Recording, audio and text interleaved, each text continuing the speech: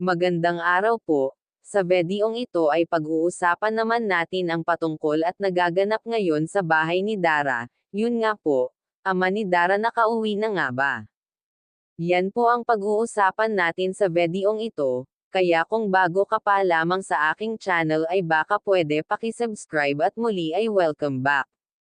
Tatay nga po ni Dara ay uuwi na daw sa araw ng Pasko. Yan po ang mensahe na narinig natin kay Dara, kaya excited na itong magkapatid sa nalalapit na Pasko.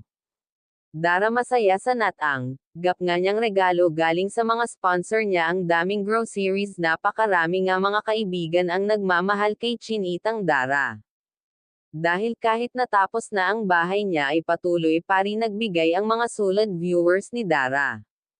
At ang mga sponsor niya, may nagbigay pa rin, grabe kaya Dara super thankfully sa mga natanggap niya. Dahil nakakapag-ipon ito para sa kinabukasan nilang magkapatid. At take note, matutupad na ang wish ni Dara ngayong Pasko. Na sana umuwi ang tatay niya. Well mga kaibigan, uuwi po ang tatay ni Dara ngayong Pasko. Kaya yan po ang aabangan natin, dahil iyon ang hinihintay ng lahat. Ang makita ng mga viewers ang mukha ng ama ni Dara.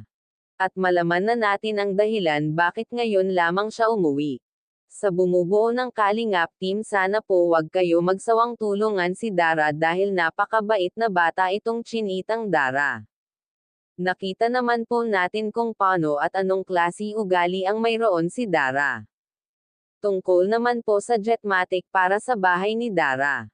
Pero hindi pa ito na ikakabit dahil busy pa si Super JR, sa pagtatrabaho sa bagong bahay ni Rozan, kaya mag-inassign na lamang si Super JR na para magawa agad ang Jetmatic para ma-install na agad ito papuntang kusina ni Dara, para naman hindi na ito mahirapan mag-igib.